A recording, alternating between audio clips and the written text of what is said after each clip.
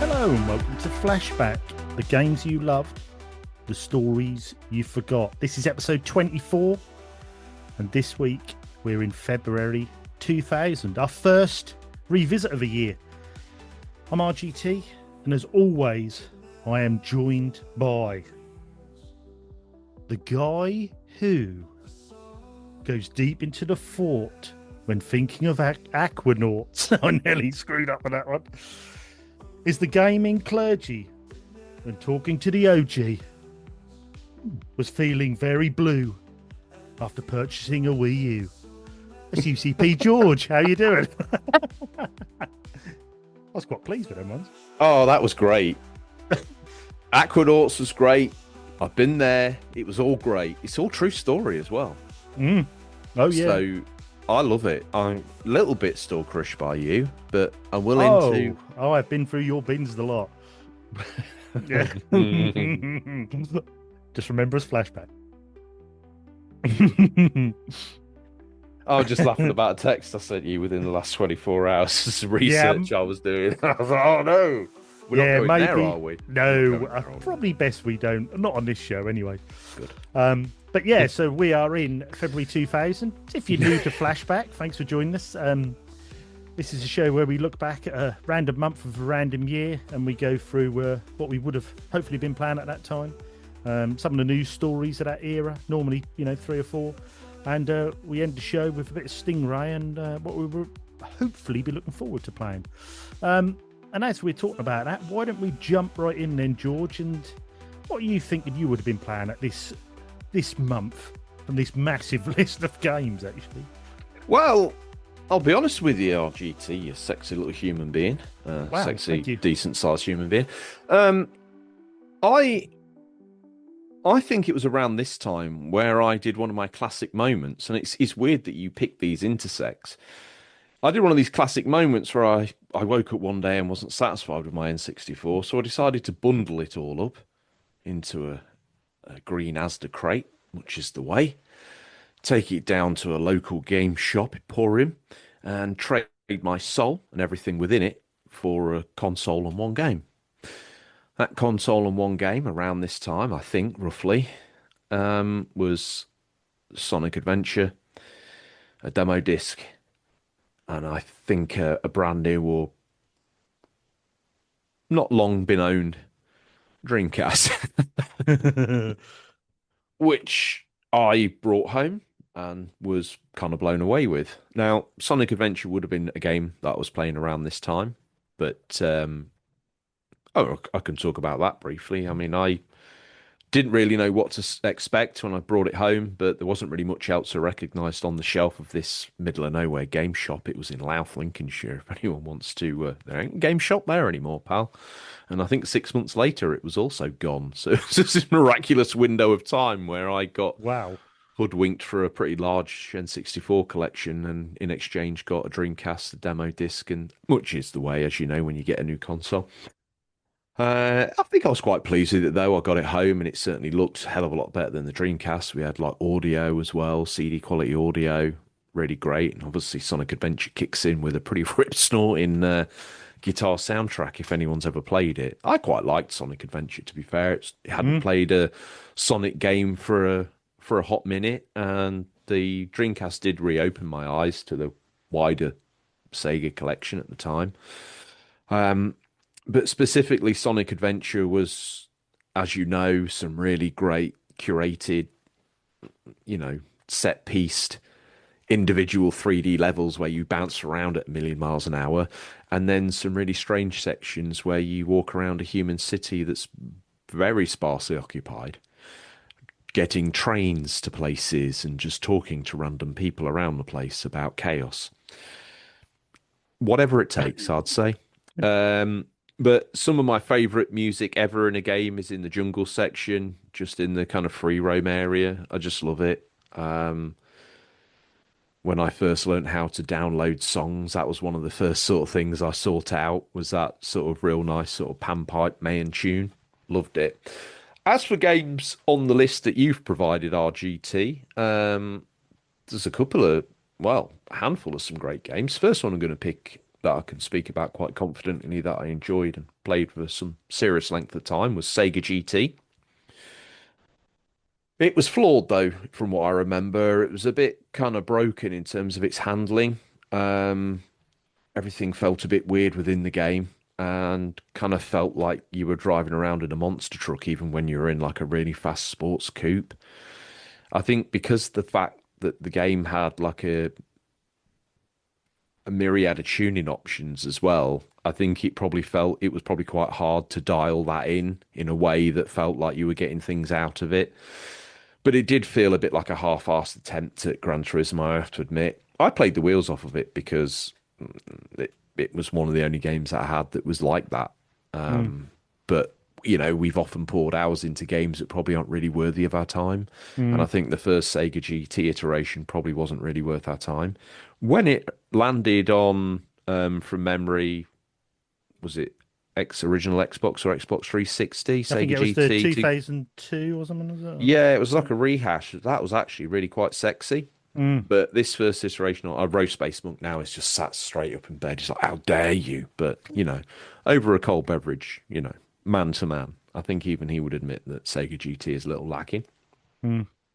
What about yourself? I've hogged quite a little bit of the limelight there, like a little Dreamcast piggy. What were you doing in this era? Um, one sprung up here. I spoke about this before. I can't remember if it's on here or on UCP. I think it's on here. But Safe Park Rally. Oh, yeah. Um, that's What was that on for you? PS1? yes. That was another one of them where Safe Park was sort of hitting us and getting in us prime, and we were at that age, sort of early 20s, where it sort of hit with us, and we thought that was a bit, a little bit naughty show and quite funny. And then just happened to see this in a local game shop, picked it up, and it was just one of them that was it a great game? Not brilliant, but it was just funny because they took that Mario Kart and then just made it a bit obscene. Do you know what I mean? And the things you could do and things were, yeah, it's got some quite vile things in it. And that was that was half the fun of it, by just getting a really silly weapon or power up that you could use and was totally non-PC and should be used, but it was just fun. And like I say, I think if you went It back was a now, different place. It was a different time. It was a different oh God, yeah, place. And yeah. to be fair, like South Park's never really hurt anybody. It's been a bit on the edge. It's been more than on the edge, to be fair. I mean, if you're of a certain sensibility and you were to watch that and were someone from one of the afflicted, whatever it is that they've decided to kick into at that moment, you'd probably feel a little bit raw. But, what I'd say about South Park is everyone gets their time in the barrel and it's fair. Yeah, and To, and it was the sort of thing where, if I remember rightly, questions at Unofficial Controller podcast, if I got this wrong, instead of like having an oil slick like you'd have in Mario Kart, you throw Mr. Hanky at him, so it hits him on oh, the face. wow. So that's that sort of thing. That's that sort of humor, and some more sort of bit dodgy things you could do, but. And that was just what it was. It was the humour. Play a few games of Safe Park Rally before you head down the pub as a young man, and that's what it was all about. And just a really good laugh. Not the best of games. Like I say, if you went back to it now, I don't think it's going to be one of those carton games that go down in history for its great handling and graphics. But Mm. it was just at the right place at the right time, I think, for people to pick it up and have a bit of fun. Because obviously everyone knew Mario Kart was good. Well, you suddenly think, oh my god, you can have a rally. You can play Mario Kart with Safe Park. And I remember the same with Simpsons when it was hit and run. And everyone went, "Oh, you can play GTA in Simpsons." That's that. It was that sort of thing. But yeah, it was good, silly fun, I think. So, what else you got on there, then, George? Well, I've actually mentally cast myself back to this time. Obviously, it's not long after the millennium, is it? So I would have also had a slew that crated up N64 that I took down moments before. I'd have been playing out on the way into the millennium party that me and OG attended. I'd been like ravishly playing Donkey Kong 64, and I do believe I was still playing it to this time. Now, obviously, that is a great game, and you know, spoiler for the UCP show that's coming out, and obviously for a little bit of news, that's now finally made its way onto the Nintendo Online offering. So I'm absolutely buzzing because it's one Mm, of my favorite N64 games. So right up until the point where I chopped it in, I was loving Donkey Kong 64, and if I may, I'd like to, no doubt it's going to come in a flashback in the future, but just to say, I bloody love that game. And you'll hear me say this in the main show, but it was to me, it was like everything about Banjo-Kazooie, but good. I loved Mm, it. mm, I loved the amount of different Kongs you could have, all the different skills that they had. I liked the fact that it played into Rare's kind of shooting history a little bit as well. So there was like shooting sections where you fired like different Kong guns and weapons. The fact that you could revisit a level that you thought you'd absolutely maxed out with one of the new Kongs that you'd found and suddenly realize that there was a whole nother area that you never even knew existed because your hand slapped on the floor and suddenly boom, you can go to a whole different section of it. It was a wonderment, really, and the freedom that I felt that it offered me at the time was unrivaled. Obviously, looking back now, it's not quite what you think, but yeah, it was joyous. I loved the music, maybe not so much the DK rap, but even this, looking back through rose-tinted spectacles, I suppose even I found a soft spot for that drivel. I remember even thinking at the time, like, oh, this is kind of cool, even though it was not. But mm. I'll make excuses for the console I've got. Well, I think with, Rare, especially, at this level, they're in their prime. And even right back when they Ultimate played a game on the Spectrum, they always found whatever system, microcomputer, right up to consoles, whatever one they were on, they knew how to max it and do things more than what anyone else was doing. They Yeah, knew how to get the most out of a system. And even I can even remember looking at their games on the Spectrum back in the day and going, whoa, gee, that looks, how have they done that? Very clever, very yeah. good programmers. And, Donkey Kong 64 is one of them that where you think, yeah, that's a Rare game, all right. And Do you I, know I what I mean? think I probably recognised that. I kind of looked at what was coming down the pipe and really what was left in the N64's quiver, and there was just literally Perfect Dark and Majora's Mask. Mm, And it's like, well, Perfect Dark looks great and all, but, when I stack that up against this Sega console that looks absolutely flipping, let's face it, you see Oh, it a must have been a leap as well, going from a 64 to a Dreamcast. That mate, and how just early seeing that like a came out. walking demo of like Shenmue or Metropolis Street Racer. I remember having this Metropolis Street Racer kind of rolling demo on this disc that I got, and I became maybe that's why I kind of got obsessed with that game in the Mm, later PGR series because I put it in and it was almost a promise of what the console was going to give me when it mm, got going. And it was like the Houses of Parliament with Big Ben, Queen Elizabeth Tower, whatever it's called, and there was these cars just screaming down this road, and it looked for the time, it wasn't photorealistic, but you thought, well, they can't ever really get any better than that. mm, And I'm playing Sonic Adventure, and then I'm putting this demo disc on, and I'm like, oh wow, I can't wait. And obviously, when MSR dropped, it was everything I wanted it to be with the time zones and everything like that. But yeah, kind of those hard up days of the rolling demo. It's mm. brutal, isn't it? But Yeah. yeah. So, I kissed goodbye to Donkey Kong 64. Like I say, there was nothing really left for the old girl. Even Mm, I had the expansion memory in there, and even then it looked a bit tired. So mm. I've got a few more that I could pick from, Dreamcast titles specifically, but I might bundle them up into like a mini montage RGT, mindful of Yeah. time. So what else have you got? On February the 4th, 2000 was The Sims. Now, we all know where The Sims has gone now with Oh, you've got to give me at transactions, least and half hour on this. I don't think I'll quite be able to do that. But You will. this is really the only Sims I've ever played. I think we might have dabbled with Sims 2, but again, me and my best mate, we shared a house, and I've probably told this story before, but he was playing this, and I come back, oh, what's that? He says it's a Sims. I was like, what a weird looking game. What do you have to do?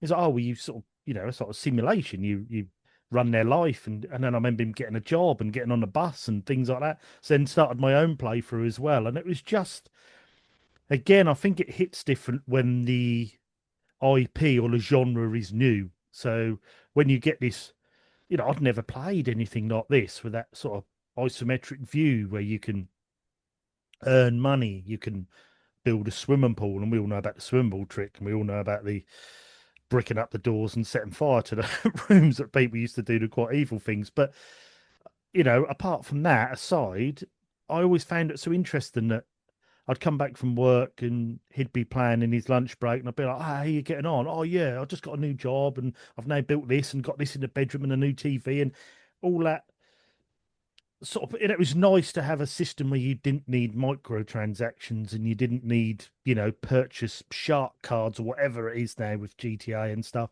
It was something that you had to earn in-game currency and earn as you went through work and bits and pieces. Um, and I just thought, I remember playing my first time and then forgetting to shower my sim, and then suddenly you'd get like flies and that buzzing around you and little things like that. And I just thought, wow, what a brilliant game, so unique.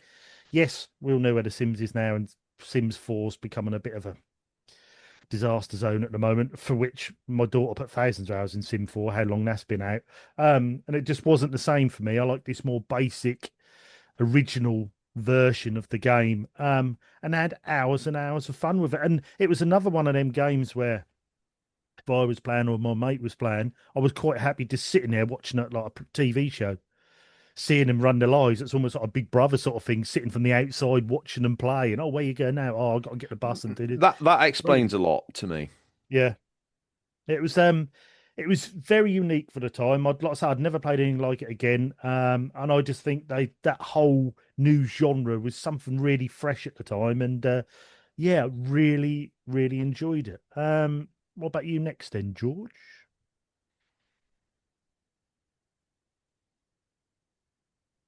What other ones are you going to pick? I have got, well, I was just going to do a little honourable mention to the old TW Tiger Woods 2000 TW. TW. And I was also going to talk about Resident Evil Survivor. Will you do that? And then I'll come in hot and heavy with my montage. Well, Tiger Actually, actually, Woods. well, you're the MC, so you decide. Because I did actually want to ask you a question about a game that I've seen come up, actually. All right, well, I'll quickly do these. So, well, Tiger Woods, we've waxed lyrical about Tiger Woods in the past about different games. Again, 2000. Another one of those games where you suddenly that arcade golf really kicked in, and that you didn't have to be a golf expert to play a golf game. It wasn't more of a simulator. It was opening the golf genre up to people who don't necessarily play golf, and yeah, This really this good fun. this era though was the one with the flames though, wasn't it? Is this Tiger Woods 2001 where if you belted it, it kind of set it on fire? Because I remember enjoying it Yeah, on you get the PS2. perfect hit, poop poop, and it goes down on Yeah, fire. Yeah, and you could do it the was a bit. backspin and burn the green. Yeah, I Yeah. remember thinking, "Oh, crikey, this is not what I expected it to be," and there was no way to turn any of that off. Yeah, the thing that I liked about that was though, it opened that game up. And I know I talk about my age and living with a mate and sharing a house and having a few beers, but it was one of them games, and it's the only time it had normally happened where you come back from a pub and say, "Do you fancy a round of golf on Tiger Woods?" No one else would ever say that. No one else would say you'd come back on your console and say, "Do you want to play Mario Kart? Do you want to play something else?" But coming back and saying, "Do you want a game of golf?" It just made it that more arcadey, fun, quick golf as well. You could get round 18 holes really fast. And yeah, I loved all the iterations of it. I loved them on the PSP when they came out later. They were really good versions, and yeah, great fun. But I won't go on too much about Tiger Woods. And the final one I was going to talk about is Resident Evil Survivor. Now I know it's not a very highly regarded game, because of being a shooter, sort of a spin-off. But again, my mate bought this PS1 with the pack with the little, I With the don't know, 9mm Beretta, is it? I said Beretta, the little wooden handle Beretta in that you plugged in and then you went through.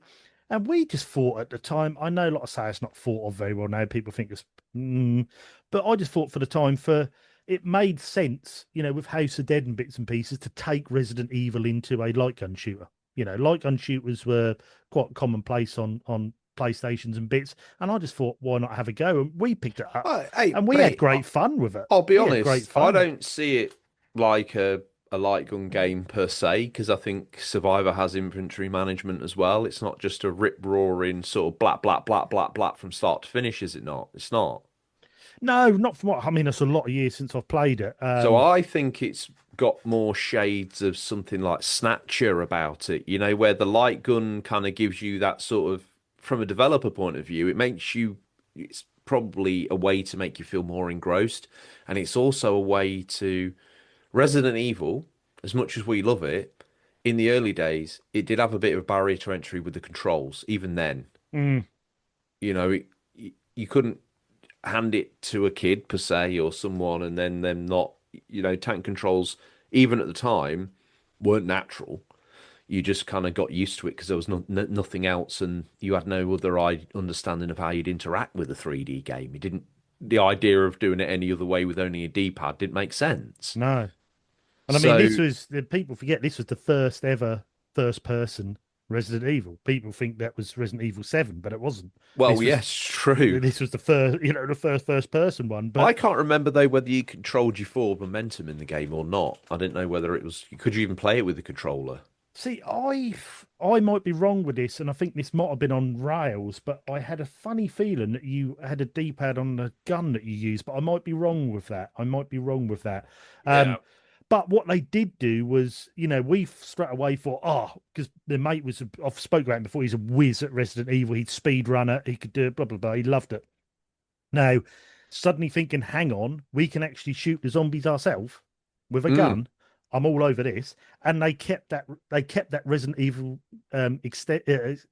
aesthetic. They kept the zombie. You knew straight away what you were playing. If you walked in a room, someone had a damn light gun right. game, Yeah. so you felt you were in the Resident Evil world. And it was just as a spin-off, something different. I really enjoyed it. I thought that was great. And that had that, like I say, it had that mix of House of the Dead in a Resident Evil world. And yeah, really good. And I would imagine it's probably quite collectible now, and I wish I'd have kept the original version. But yeah, definitely Do you worth reckon it looking at. is? Yeah, you're I probably think with right. the gun it was. I mean, we Yeah. we bought it, like I say, we bought it with a gun in the pack and that wasn't expensive at the time because I just don't think it hit very well, and it was I think it might bit have been like a budget release, to be fair. yeah, and I think it was sort of late in the system and that, and yeah, so yeah, but Resident Evil Survivor really enjoyed that.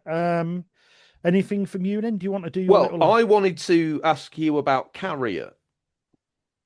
carrier? Mm. On that list is a game called Hmm. Carrier. I think it's a zombie game. It just, when we do these shows every now and then, it came out on January 31st, 2000.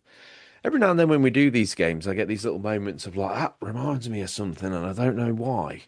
I'm just looking at that and I feel like I don't know whether it was PlayStation 1 or Dreamcast, but Carrier, I remember it, like, obviously from the, Dreamcast, that is. yes, it's like a Resident Evil type clone. Yeah, it came out late in Europe as 2001, but it was released February, near enough the same time in Japan and North America. Survival Hmm, horror. yeah. They did have a sequel for the PS2, but it was cancelled. Ah, interesting. Yeah, Okay, well there you go. It's what tickled my fancy. Here's my little Dreamcast montage then, lover. So, yeah. confidential mission. I don't think I had this the original time round, but I've had it since. It's a great little shooting sort of spy Mission Impossible kind of light gun game, sticking to the theme of RGT's choice. There's also Aqua GT in this list you provided, Mm, which was a really great, was it Midway arcade racer that they translated to the home consoles. Aqua GT looked fantastic. Already talked about Sega GT. There's a a sort of that. slew. What was the other one? Thunder Hydro Thunder. Hydro. Give me that sort of vibe when I saw the Yeah, I screenshots of think that. they're similar. I was never a big fan of either of them, to be honest, but I think I've owned both at some points in time. There's a slew of 2K games in here. There's the baseball 2K game. I think I saw a hockey 2K game, the Sega Sports series at the time. They were great. I have to admit, I really love those series. We didn't get the football one over here, nor baseball. I didn't really like, even though that was out, but you learn something new every day on Flashback. But yeah, the what we got over here was hockey and baseball, basketball. Both of those were fantastic and they look really great. That was another one of those games that you got on a demo disc with official Dreamcast magazine. George just was on the floor. I bought them just to look at them, to be fair. There's another game in there, Super Magnetic Neo. That's a little sort of 3D puzzle platform game that I remember either having on a demo disc or one of my mates' missus is having or something. I can't quite remember, but I remember it being quite a fun little game. I think I played maybe a demo of it. There's also Dead or Alive 2, Hmm. Dreamcast game, which was just absolutely stunning at the time and obviously arcade perfect as far as we were concerned. And then sort of Zombie Revenge. Yeah, I was going which to ask you about that because I remember that was sort of a 3D beat 'em up in the House of the Dead world, wasn't it? In the universe. I don't know if it was that per se. I remember it being like quite schlocky. It was almost like it definitely felt Sega-ish. It was Yeah, I think like, it's got a bit cult status now, isn't it? Zombie yeah, Revenge, I it's a think. bit like Dynamite Cop, if that's the name, or Die Hard on Saturn. It's called Die Hard Arcade. Die Hard Arcade, yeah. Yeah, and then on the sequel's actually called Dynamite Cop on Dreamcast. Mm. So it's got massive shades of those in terms of its controls, its aesthetics, its graphics in a way. Well, it is a But yeah, it's a spin-off of House of the Dead. oh, okay, but it's Yeah, a 3D beat 'em up spin-off of House of the Dead. There you go. yeah. And it's exactly what you'd expect. It feels like, I tell you what, it feels a bit like. You know that game that was meant to be the 3D Streets of Rage? Is what did it get called? Oh, not the bouncer. No, Um, uh, I know which one you mean. Fight and Force was that something? no, come to me. It's like, Yeah, I know which one you mean. I tell you what, let's get interactive. Put it in the comments. Let us know what Mm, it was. It feels like it always to me felt like that. mm, yeah. So that's not a ring in the dark. I preferred Die Hard Arcade and Dynamite Cop. I had Zombie Revenge, but didn't like it as much. Oh well, you did have it as well back in the day, yeah. Yeah. Yeah. Oh wow, fantastic. Yeah, Or did I get it more after the fact? Hmm.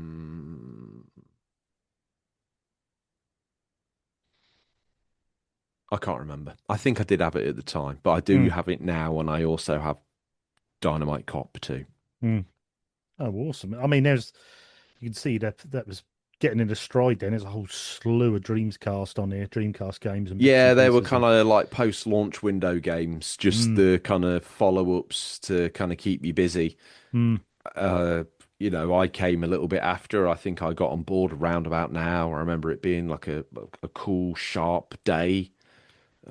So it was February, March kind of time. It wasn't spring. Mm. And also, I see on here, obviously Pokemon Stadium came out Yeah, 29th of I February. saw that. I wasn't gonna bring it up Yeah, because but people think quite fondly of that. Sort of the yeah, photography one, innit? Where you take pictures of. No, Oh, innit? no, Oh, no. what's the one where you take pictures That's of the. Pokemon Snap. Pokemon Stadium is where you Oh, could sorry, take sorry, sorry. the N64 transfer pack, this game, and take your Game Boy Pokemon into the Pokemon Stadium. Ah, okay, that's So you clever. Yeah. took your specific whatever you'd built or raised or Mm, bred, championed on your Game Boy. There was, do you remember that little kind of, it's called an N64 transfer pack, I think was the mm-hmm. official name. Goes into the accessory slot of the Yeah, N64, and yeah, then yeah.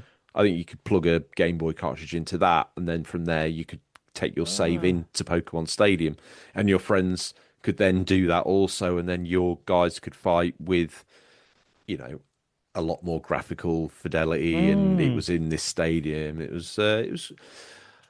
I don't know if OG had it. I don't think I've ever had it. I think maybe if I did have it, maybe my kids have like messed around with it a bit, but I've not. I've yeah. bar sort of what I know in terms of that, but I know Nin it's kind of a fun Nintendo had package. they had a good spell, didn't they, of interacting all their systems and trying to link them up, whether it was Game Boys and even later on with GameCube and the Game Boy adapter you could put on. They always had that way of sort of interacting the Yes, systems. As yeah, it was very good at the Super time. Nintendo had the Super Game Boy cartridge that you could Yes, pop exactly. in Yeah, there, and that yeah. actually, to be fair, the Super Game Boy was doing the heavy lifting of like taking the games from black and white to color. And then if they were Super Game Boy enhanced Game Boy cartridges, like I think Donkey Kong, one of the Donkey Kong later releases on Game Boy was a Super Game I think Boy that's the game. yellow cart, isn't it? I think. No, not that one. It was a classic Donkey Kong game where you were Super Jumpman stroke Mario going Oh, up the okay. Yeah, ladders, yeah, yeah. which was cool on the Game Boy. But then when you put it in the Super Game Boy, it had like a whole set of like a big, totally different board around it with all colors, and it was like a full, like more of a full color Mm, game.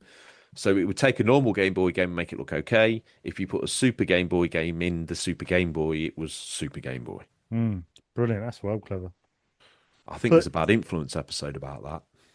I would imagine so, I reckon. Is there anything else you want to give an honourable mention to on there? Um, Um, no, I don't think so. From no. first glance, I didn't think there was anything for me, and then on post glance, I've just sicked up a load of games and some that weren't even on the list, RGT. So I do apologise. No, not at all. It's all worth talking about. We just had things like Chaos Break on a PlayStation, Micro Machines 1 and 2 Twin Turbo. Ridge Racer 64, Yeah, Ridge was Race it? Did I 64. see that? Yeah, I did. Yeah, Yeah. Oddworld Adventures 2. So there was quite a lot coming out. Rainbow Cotton, various different genres and bits and pieces. Oh, I want to NBA Street shout 8. out to Virtual Skipper as well. I've always wanted a sailing game. I just want a free roam sailing across, like a flight simulator, where I can like fly a jumbo jet anywhere in the world. I want a sailing game where I can just sail a boat anywhere in the world, preferably in VR. If you're listening now, hurry up. I want this game before I'm dead. Kiss you do. Hmm. Never a true word spoken about your mouth. As soon as you said sim and sailing, I knew exactly where you were going with that. Preferably VR, please make it. But yeah, I Before think I'm dead. So you've either got an hour or 30 years. It's your call. I think that rounds up what we would hopefully been playing at that time. Plenty of good games out in February 2000, with Dreamcast and bits and pieces. But I think we better get on to the news. We scoured the very darkest back pages of the Gamer Mags and even delved deep into the internet web to bring you what was the latest stories in February 2000. First up from Electronic Gaming Monthly. Did you want this one as you are the fanboy of the Dreamcast? Oh, I don't think I want to put myself out there that much. I used to have knowledge, but it's all faded away, sadly. Oh, yes, Uh, that's still in there. That's still in there. no, mate. It's getting further and further the more we move forward. I'm gonna have to get all the Dreamcast gear out again, aren't I, to refresh myself, get that passion back in me. Anyway, here we go. This is from Electronic Gaming Monthly, as RGT said in February 2000, and this news article is entitled Newest Colours of the DC Rainbow. Dreamcast is only a little more than a year old in Japan, and already it's got more coloured system casing than any other except the Game Boy. Capcom and Sega are offering two special Biohazard Code Veronica limited edition systems. Only 2,000 of these will be offered, broken down between 200 of the special Black Stars edition and 1,800 of the Red Clare Redfield edition. Raffle entries for the machine will be taken in Japan beginning January 2000. The system will be available on February the 3rd, 2000. The pack includes the game system controller and VMU. Sega of Japan is offering a special model Seaman Christmas package in December at HMV stores. Only 850 of these systems will be available and include a controller and VMU. Each of these special edition packages is available for 34,800 yen. That's about at time of press in 2,340 US dollars, and they aren't available in the US yet. As they mentioned in the article, we've got the blue one with the adorned stars logo and seemingly just a blue VMU. We've then got the crystal red Claire Redfield edition with matching controller. Doesn't seem to be any other branding on that one. Probably is if we could zoom in on a 400-year-old photo. And then the Seaman Christmas edition, which I'll be honest with you, I do not think outside of the month of December I could honestly be using a Christmas themed device for the other 364 days of the year and not begin to detest it and Christmas simultaneously, especially when the power and eject buttons are yellow and green. This thing looks like the sort of thing you would spew up after a night on the booze and a Mm, cheeky curry. mm. It's a rare colour, that, isn't it? Um, Yes. this interests me, this article, because one, I knew obviously about the Stars one, and I knew ones like the Hello Kitty and the Sega Sports ones, blah blah blah. I didn't know there was a Claire Redfield edition. Um, No, I think that might go under the radar a little bit because it's less branded, I think, yeah, and and I there is didn't, more of them. and I didn't know there was a Seaman one. I mean, especially how weird and sort of cultish that game is nowadays with the microphone and bits and pieces. I never knew they'd done a special edition. I mean, you leave it wide open. You love semen. Thank you. But also, I never realised how fewer numbers they released these in. No, me neither. Oh, no wonder these are expensive when you see them. I did have a chance going back quite a few years, over 10 years ago, of buying a Sega Sports one.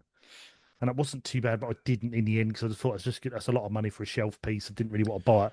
But Bit ten a the penny in the States, though, aren't they? are they? Hmm. But that Claire Redfield with that crystal deep red does look a gorgeous Dreamcast.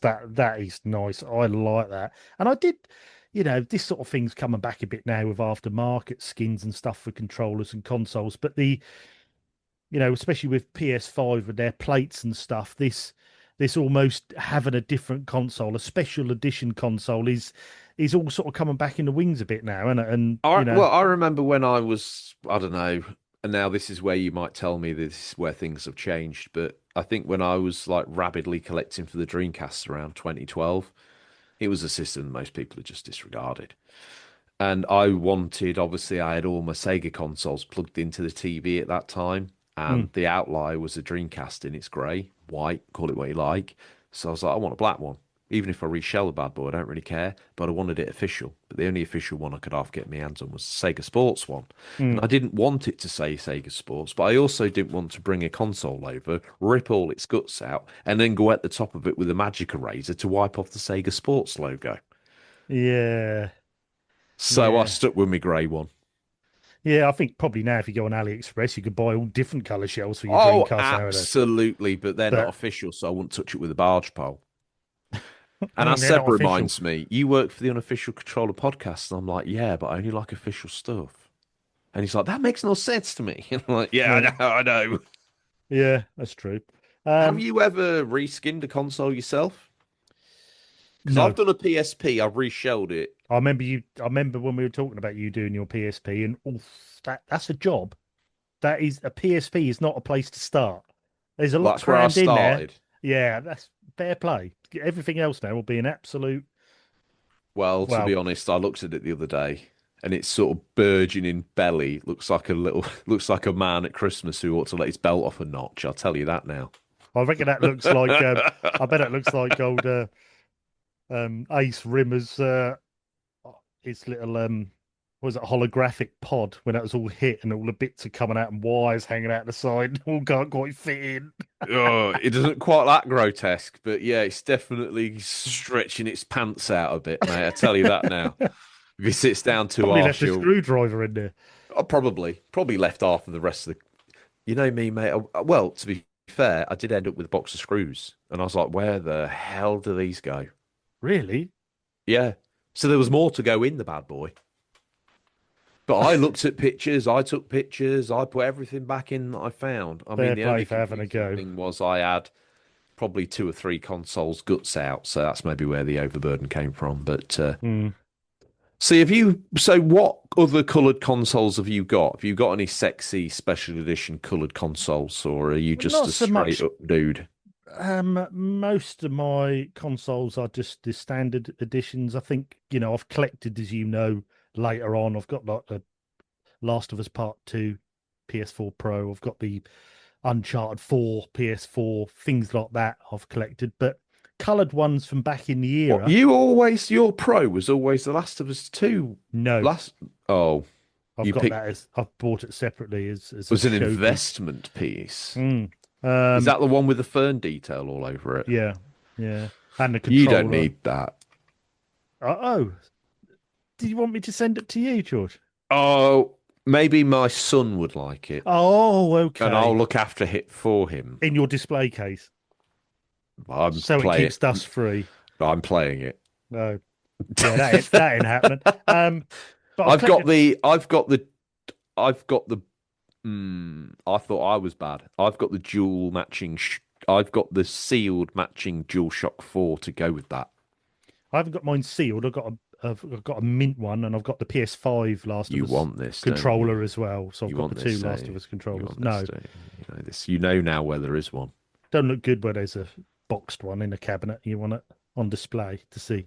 Anyway, we're going off piece here. I've got things like Pokemon Game Boy. I've got like the Pokemon, Crystal Game Boy Pocket, things like that. I've got different color ones of and Yeah. PSPs, but these ones back in, I think if I know it's ridiculous and the cost would be out of this world, but if I had unlimited funds and I could start collecting again now, the consoles I'm going to play, I'd love to do it where I had a special edition of each console to use. So you had like the Claire Redfield Dreamcast, and you had like, limited edition whatever, or reskinned, real smart looking NES, or things like that. I'd love to have unique ones. I think that would be brilliant. Get Raw Talent, who we've had on a UCP show, to do all a unique console on every one would be brilliant. When is he going to take one of your dead consoles and make us a UCP special edition that we can Why give is it away? one of mine? Because you've got them. I've got loads of dead consoles. That is true. I've got about five fat PS3s. I've got I've only got Wii's. one I've of got. them. Yeah. I need to start trading all these in. Anyway, What's this um, next bit of news, you swine? right. This one is from Game Informer magazine. Peter Parker picks PlayStation. Oof, done it in one. Why don't he pick a In pickled one. pepper? Oh, I can't say that. Peter Parker and his alter ego, Spider Man, haven't exactly been tearing up the comic book scene of late, but it's another story when it comes to video games. Neversoft, maker of Tony Hawk, has released Mm. some incredible new shots of its Spider Man game for PlayStation. These shots have definitely got our Spidey senses tingling, and we're extremely eager to put the game through its paces. When will we see the game, you ask? We think it will appear at our door in the coming months, but it may not appear in stores until this summer. Activision is handling the publishing duties and is yet to set a definitive release date. I popped this in because reading this, although small article from Game Informer, it almost seemed as though Spider-Man was not really in a popular place at the time. The comic books weren't good. It was almost like it, I don't know how to put it really. It doesn't really seem to be. I mean, you think of the later Spider-Man games, it just blown up and got so much more interest into Spider-Man, the movies and bits and pieces. But that they almost seemed a bit like shocked that they'd gone down this route as licensing a Spider-Man game. Oh, mate, I totally agree. If you think about it, outside of the comic books, and in the UK, that was hard to access. And I think globally, unless you're a Spider-Man fan, you probably weren't picking them up. Mm, Our only interaction with Spider-Man, other than that, and I had a beloved relationship with Spider-Man, was when I used to watch Spider-Man and His Amazing Friends when I got home from playgroup when I was about 3 or 4 years old. mm, That's not to say that that was the age group for it. That's what I was watching. I think it was definitely a child's cartoon. mm, Excuse me. After that, my only other, and I loved that cartoon. I loved all the different friends that he had, Iceman, but it was all very much a lesson for the kids at home, kind of He-Man kind of style. It wasn't, Batman, animated Batman or anything like that. It was very raw, early American animation from what I remember.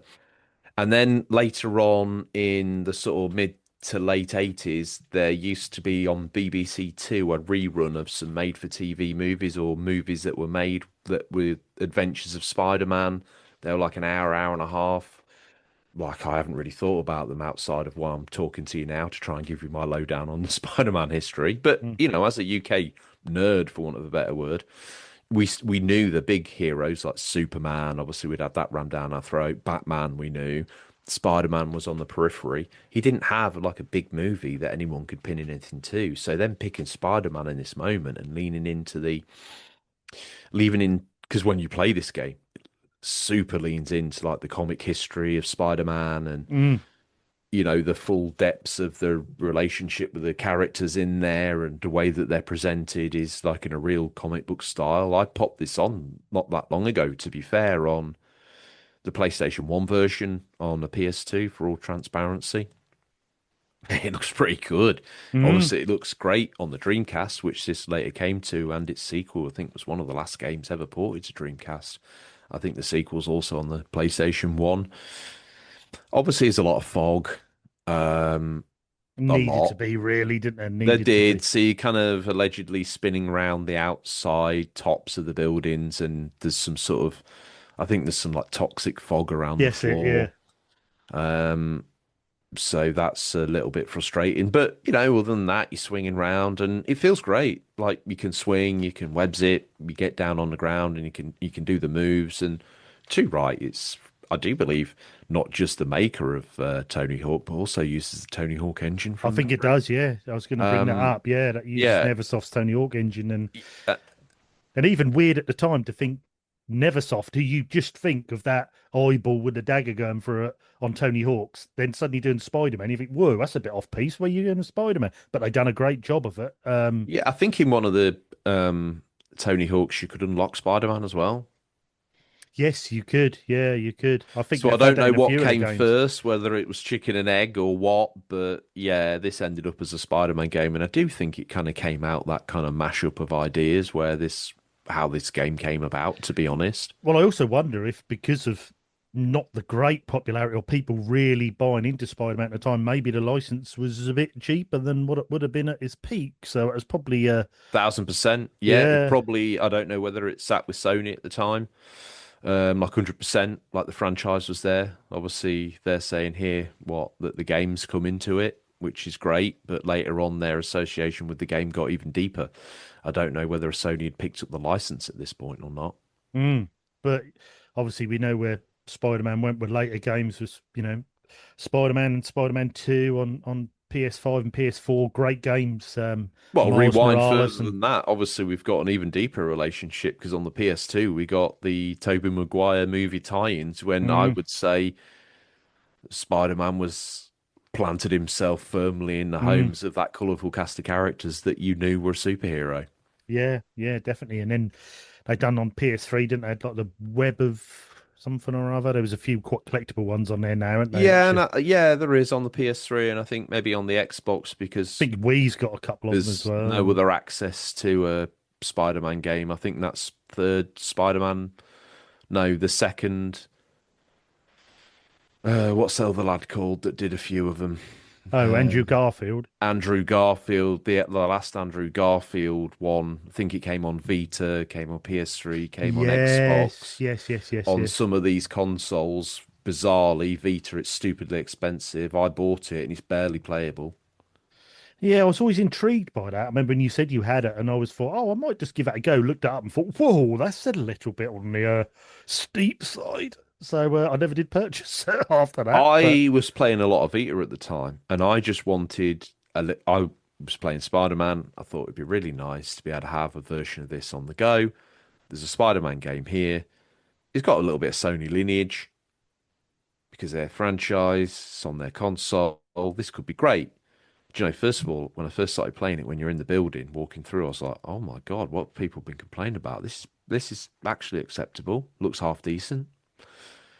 You get in the open world, fella, and we're talking flipbook. oh, frame rates are a bit are they? I refer to it as a flipbook because it literally looks like you're playing a flipbook.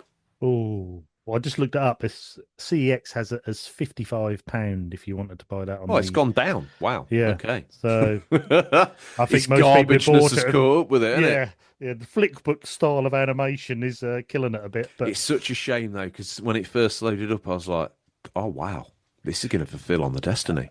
and even when you look at the cover of it for the Vita, it just sits well with that little blue case and Spider-Man. Oh, You it think this does. is going to be a banger on here. This is going to Yeah. be brilliant. Spider-Man on the go. If I bought games to make Instagram pictures, mate, I would have all the Spideys out. Yeah, boom, with a load of web on it. Boom, 20,000 clicks. I'm sat doing nothing for dinner. I'm just having breakfast in a garden centre somewhere, like all the influencers.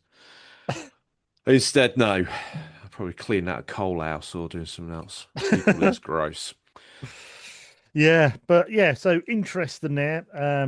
Well, we give Spider-Man a full dissection on all gaming platforms there, didn't we? Yeah, we did. But yeah, very interesting. That was then coming out on the PS1 and obviously brought it back to the sort of masses, I suppose, Spider-Man and got in people's games consoles, and the rest is history, really. And we sort of we've had a steady slew of games ever since. Damn Um, right. but finally, as people quite like this from when we've done this before, this is from Electronic Gaming Monthly again. And every few months they'd do a rundown of the sales charts, but they would be the way that the game charts were counted at the time. They're from a few months back, so obviously takes the information to come through. So this was from November 1999. Are you going to put your back into this, boy, or what? Yeah, yeah. You don't need to worry about that. So this is from obviously February 2000 of Electronics Game Monthly, but this was their sales charts of November 1999, which is the latest ones they had, and there was quite some unusual ones on there, which surprised me quite a bit. I thought was quite interesting. But do you want to start?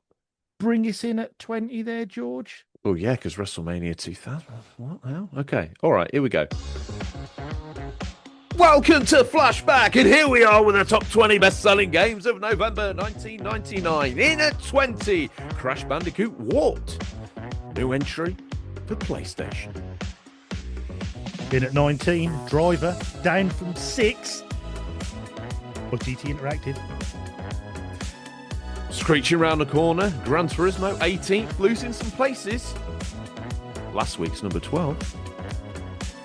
In at 17, you know what tomorrow never does? Tomorrow never dies.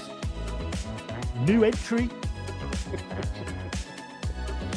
In at 16, another new entry, it's Spyro 2, Ripto's Flaming Rage on PlayStation. This week's 15, up 2 places from 17, Super Mario Bros. Deluxe. In at 14, Spyro the Dragon, PlayStation. Last week's 16, he's rising. In at 13, new entry, Knockout Kings 2000 by Electronic Arts. Sliding in with a floss inverted 360, it's Tony Hawk's at 12 on the PlayStation. Last week's number 8. New entry, number 11, NBA 2K by Sega. Into the top 10 with Crash Team Racing at 10 on the PlayStation with a new entry. Amazingly, another new entry. In at 9, NBA Live 2000, Electronic Arts. DDTing its way into 8, it's WWF WrestleMania 2000 on the N64 with a new entry. In at number 7, the third entry of this creepy series is Resident Evil 3 Nemesis, and that is a new entry. You seek them here, you seek them there, you seek them everywhere. This week's number 6 is Pokemon Snap on the N65, sliding down 1 from 5. And an amazing new entry in at 5 is one of George's favourite games of all time is Donkey Kong 64. Hanging in at number 4, it's this week's non-mover, it's Pokemon Pinball on the Game Boy. In at number 3, yes, it's another Pokemon game. Yes, it stayed at number 3. It's Pokemon Blue. Surprise, surprise, at 2 is Pokemon Red. It's still at 2. And this week's number 1, still number 1 from last week, is Pokemon Yellow. Oh, well, that was good. And I can't believe how many Pokemon games have just took up the top 10 there. Unbelievable. Well, this is what, November 1999, so it's just before Christmas, so everyone's gone, Mummy, Daddy, please. Yeah. And they've delivered. They've delivered on everyone's Christmas wish. It's interesting to see some, what I feel like older titles in here for the time. Maybe because they're getting bumped up for Christmas, or, you know, we saw Spyro coming out, so is that why we got Spyro 2? You know, it's these sort of questions that I have to ask, like why? I guess that's why. Like Gran Turismo. By this point in time, we'd already had Gran Turismo 2, had we not? 2000, yeah. Oh, no, we hadn't. No, it's 99. It's November 99. Oh, yeah, because, sorry, yeah. Park it. I'm back to even sleep. So, I mean, Dead. Still in the top 20. I mean, sales were good. I mean, obviously James Bond was popular and Tomorrow Never Dies. You know, it was selling well. You know, 17 on sales. I mean, there's a new I entry. think it was still kind of living off the hype of like the heavy lifting that GoldenEye had done and everything after that was kind of diminishing returns. Those PlayStation games were a bit of a mixed bag, RGT, if I'm being honest. Yeah, and I also think as well, when it's second time we've done these charts, and you look back, the variety of genres you have from boxing to skateboarding to Spyro to Super Mario to Gran Mm. Turismo to a licensed game with um, James Bond, and then you got Driver as well, and then you got Well, Pokemon just and think of it this way, mate. Within the survival top horror. 10, you've got obviously some beloved Pokemon games. Then we've got Donkey Kong 64, which is an absolute rip snorter. You've got Resident Evil 3 just coming out. You've got Pokemon Snap, take it or leave it. You've got arguably one of the best wrestling games of all time, WWF WrestleMania 2000.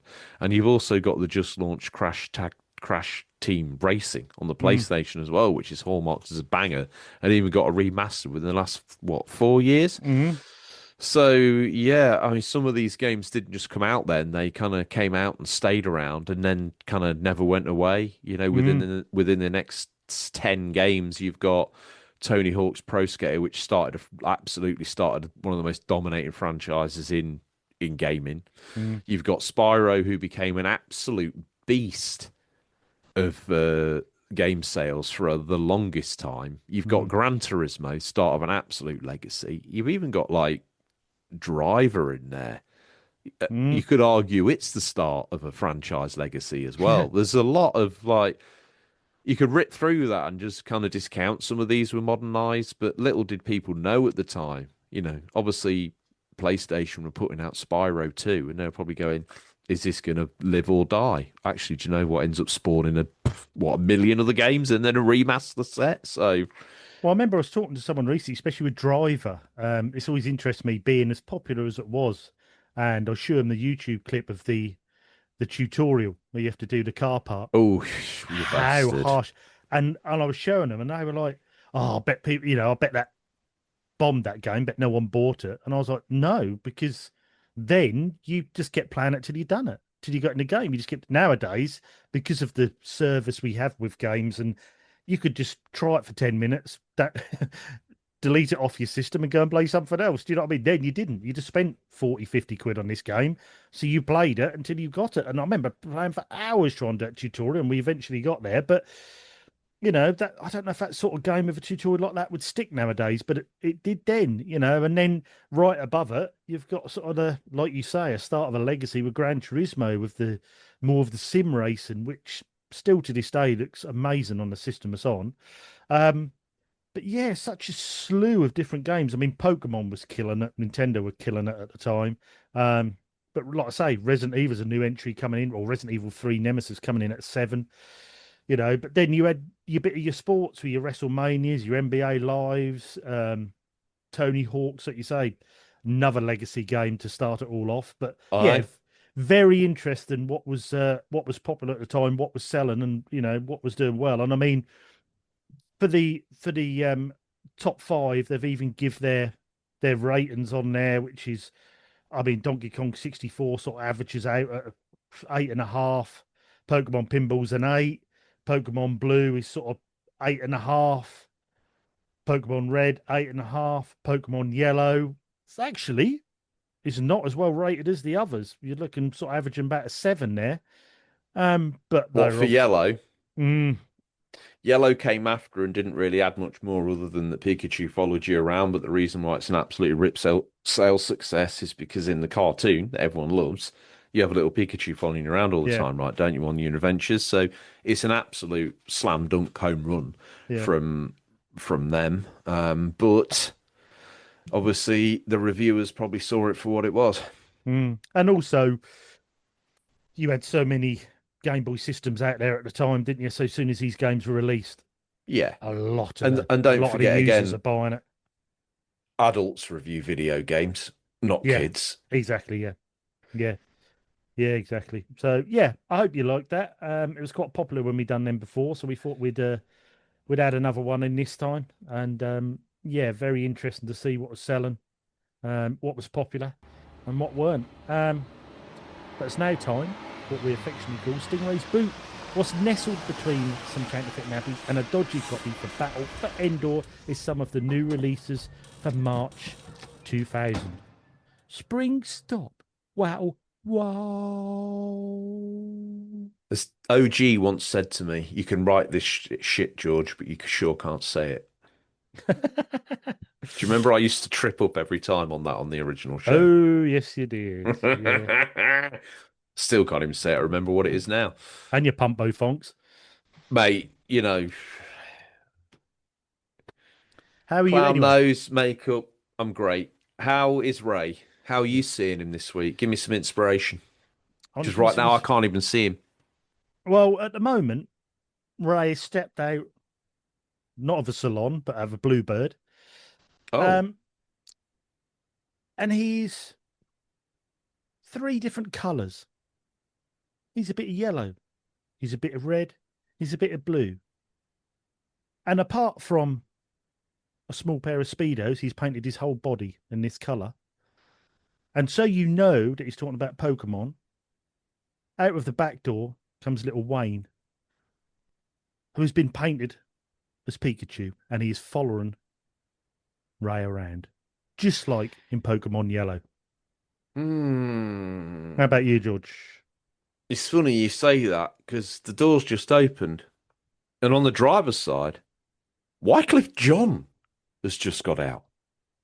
And he's singing Gone Till November, Gone Till November. I see I'll be gone till November, I'll be gone till January, February, March, April, May.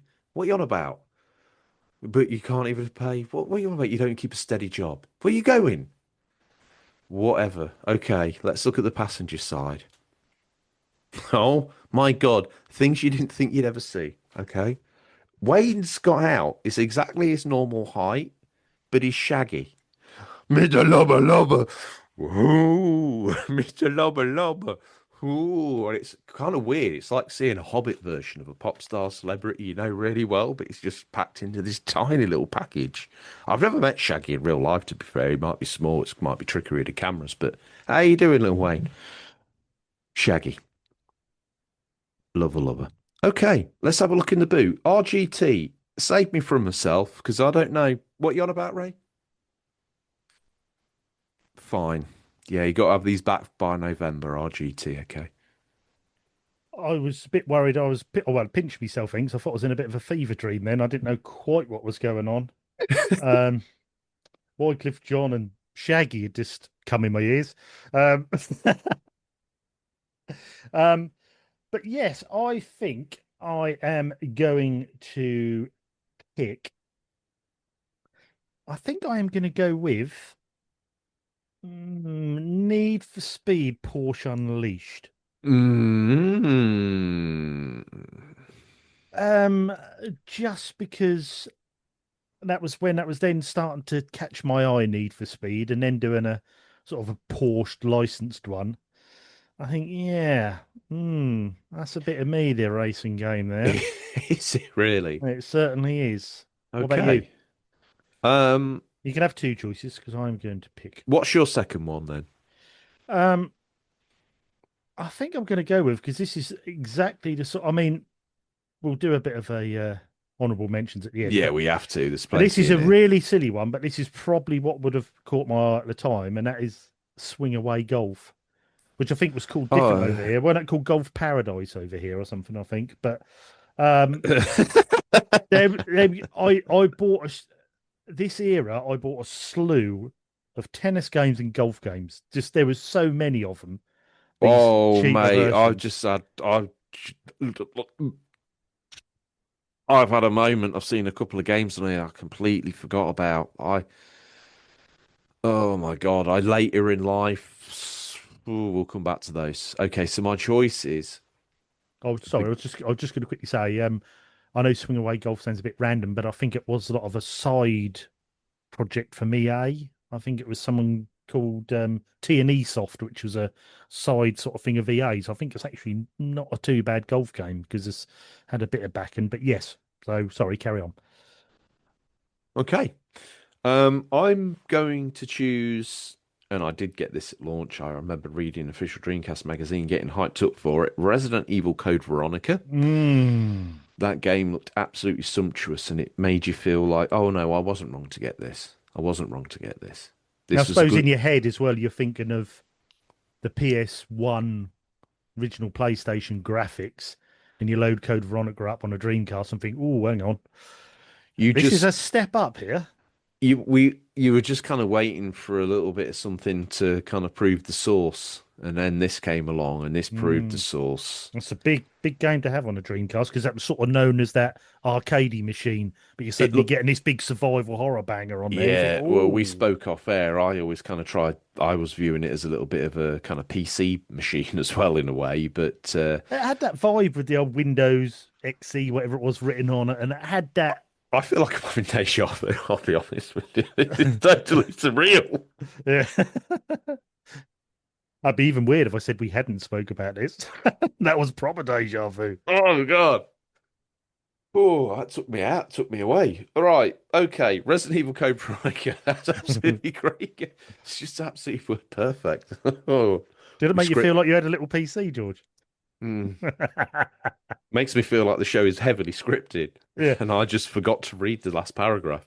Resident Evil Code Veronica is sublime. The lighting effects in it were truly brilliant. The actual way it faded from movie to the in-game graphics as well was like, oh yeah. Yeah, I remember a few people coming around and me having this on, non-gamers as well. They were like, "Oh crikey, what's this? Oh, it's Resident Evil Code Veronica, baby, yeah." And it looked good, it smelt good. It was an interesting game to play. It had quite an interesting cast. Yeah, fun. The other game I'm taking, if I may be so bold, is Jedi Power Battles. God knows what format it's on, but it's here and it's begging to be taken, so I'm taking it. What movie are you choosing? I have gone with this is a bit of a Stingray special because this wasn't actually out in August, but Stingray gave me a little old elbow in the ribs and said, Oi, I've got something you might like, fella. I hear you're a bit of a fan of the old Lock, Stock and Two Bend over. Smoking. Oh, Wrong show. Lock, Stock and Two Smoking Barrels, son. And I was like, yes, my favourite film of all time. Well, I've got a new one coming out, and it's not out till August. what's I've that got called? that is called Snatch. I told you it was bend over. No, it's Snatch. Brad Pitt, Vinnie Jones, absolutely amazing film, and it is a Stingray special. So thank you very much, young man. Amazing. Amazing. You got no fans? Yes. So, what are you picking film wise then? Film that made its debut apparently in the UK in February 2000. It's Toy Mm. Story 2. Oh God, was that too? Oh my God. Apparently, unless yeah, I googled it mid-show because I got in a hot sweat. I was like, "Oh crikey, I thought of a film." He normally says, "I normally take the Mickey and say, oh, Ray's got me a cam copy of a film that's probably not out for 25 years." So I thought I'd do it in the spirit, and apparently it's Toy Story 2, so that's what I'm choosing. Amazing. I did. Sorry, you forgot to mention some honourable mentions on what was would have been hoping to play. You had things like Metal Slug Second Edition, Triple Play 2001 by EA, Baseball, Last Blade, Beyond Destiny, Risk 2, Top Gear Hyperbike. Never heard of that one. Siphon Filter 2. So yeah, quite. Can I have a moment? I don't know. You got time for me to have a moment? It's only a Yes, we small have. moment. Yeah, go on, have a little moment. Star Wars Force Commander and Thief 2 The Metal Age, two games launched in March 21st, 2000. Little did I know, 2 years later, crammed in a geek shack of a Royal Navy frigate with no other games to play, apart from Sea Dogs, Ding a Bell, Ding a Bell House, and Taff. He was my sea dad as well. I can't remember his last name. That's awful. Anyway, Taff, he had Thief 2 Metal Age, and oh my God, mate, Is that was that PC game? Was it? yeah, Yeah. these were both PC games. Now, I didn't have any games until me and me and Yoda got Sea Dogs in Barcelona. So was this the computer on the ship you used? That wasn't your own Yes. computer sort of thing. No, No. we had to book time and share it. And Oh, okay. I don't know how, but Dinger and Taff seem to just be able to book the Geek Shack 24/7, 365, and they're always in there. Bit of a Del And boy going on there. yeah, and he would like he would say to me, "Come on, come now, boy, and watch me play a bit of Thief 2." And I'll be like, "Oh, okay." And I'll go to the can machine and get a bottle of pop. And I used to copy him, even though he was younger than me, because he was like in charge of me. But he'd get like, I can't remember what, he'd get a chocolate bar, so I'd go down there with him, and he'd be playing Thief 2. And he taught me the whole kind of in Thief 2, he found a way that if you either looked up or looked down as you jumped, you could jump just that little bit higher. And because you could see, you could like move your character forward to get on a ledge. And I'd never seen that before. And I was like, oh. He knows what he's So doing. yeah, I kind of perfected it then. And then when I started playing the Morrowind games and Sea Dogs and bits and bobs like that, I was kind of I don't quite remember how because it doesn't really work anymore, but there was a way you could kind of get the camera down or up and do like this jump, and it worked on a few games. Oh, so did you look down, jump, and then move your camera up, and that sort of lifted you a bit Kind higher? of, Yeah. yeah, it's something like that. And then you could look down, and then it just gave you another second or two to just like get to these. And I was like, bloody hell, mate, I don't know. I went into a room and said, "Oh, I've got to get up there." I was like, "Pfft, how the hell are you doing it?" And I was like, and I'm probably looking at the wall and kind of walking into the wall. And because this was like mouse and keyboard controls, and I was like totally new to it. And he was just Mm. like, pew, pew, pew, pew, all over it like a rash, looking like a thief, hiding in the shadows, boy. That's what you got to do. It's not very good Welsh, but I'm trying.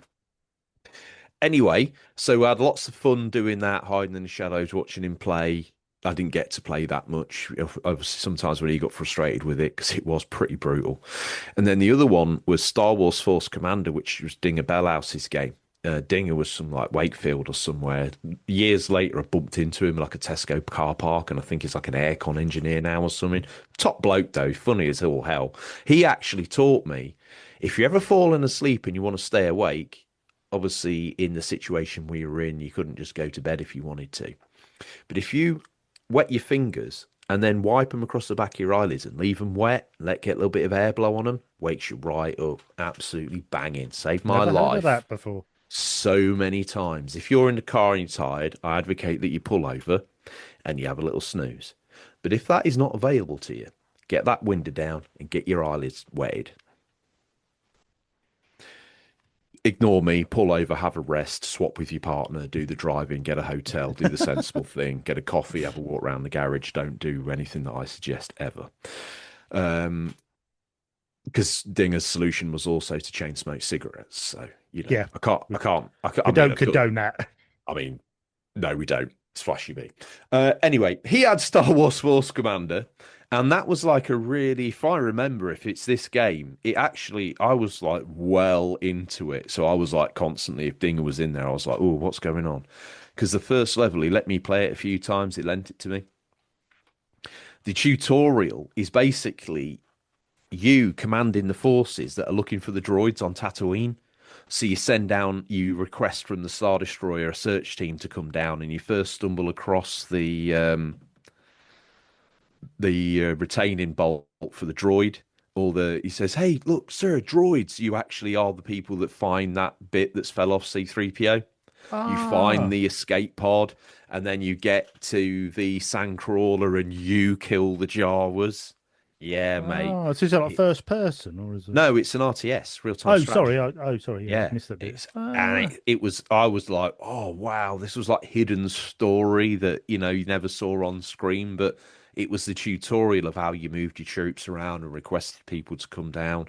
I think you requested like some dewbacks to come down or something like that, and later on in the tutorial, maybe an ATST or an attack come down, and it's really quite cool, mate. To be honest with you, I I like it think when they write lore of movies, but the games are in that spin-off side, so the bit you don't see in the movie. I love it when they yes. do that And because it. the whole game was like that from memory.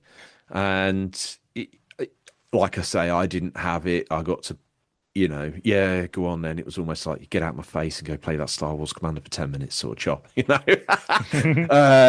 So I never really had long with it apart from watching him. And obviously my memory's faded a little bit, but I just wanted to shout out a couple of really great games that I spent Mm, hours watching, but not really that much time playing.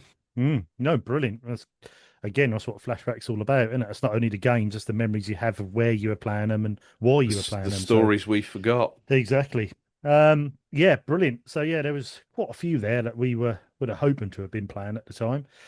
We've done our film choices, didn't we? So we'll get onto our housekeeping that we always do at the end of the show. So don't forget the Mothership Show, which is the Unofficial Controller podcast. You could download that anywhere you want. You can check it out on YouTube. Give us a sub, give us a comment, give us a like, as they all say, as the cool kids do. You can also listen to this on YouTube as well, because Flashback is uploaded onto the UCP YouTube channel. Check out our website, the unofficialcontrollerpodcast.com, for anything that's been going on, our challenges, our hidden gems, what we've been up to as presenters and shows we've been attending. You can check that all out on there.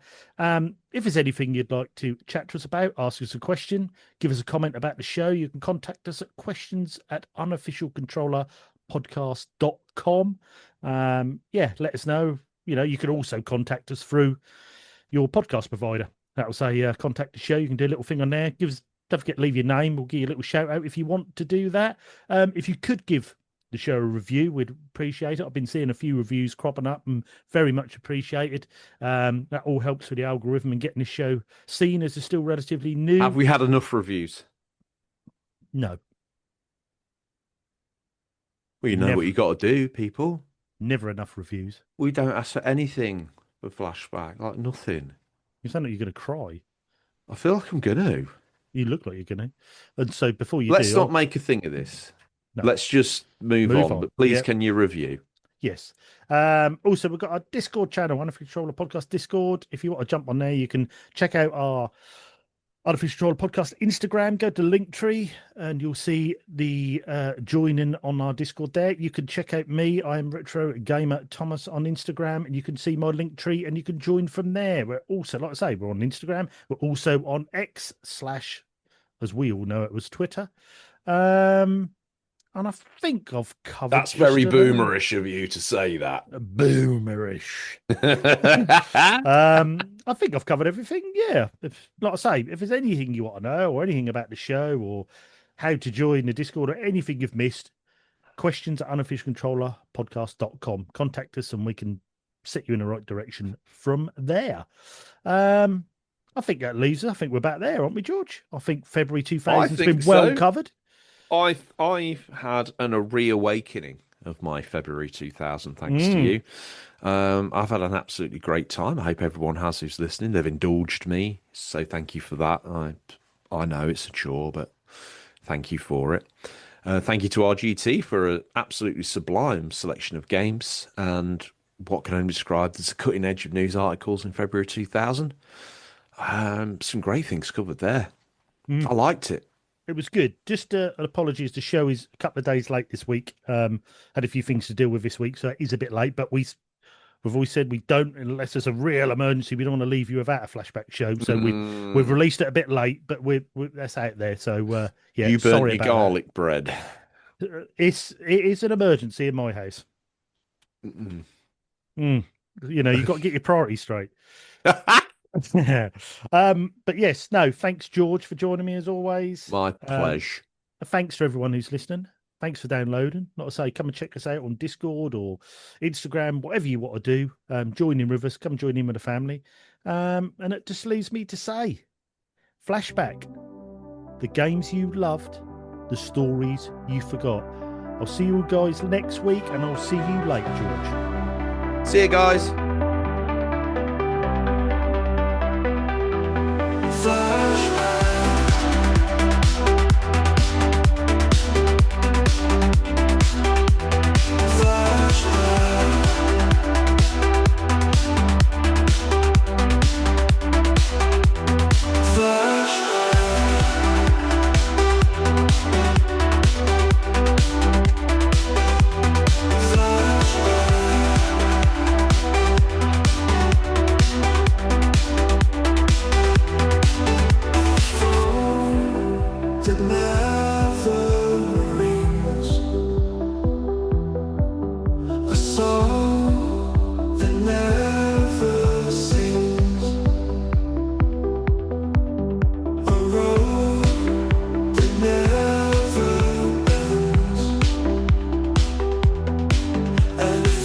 like this so many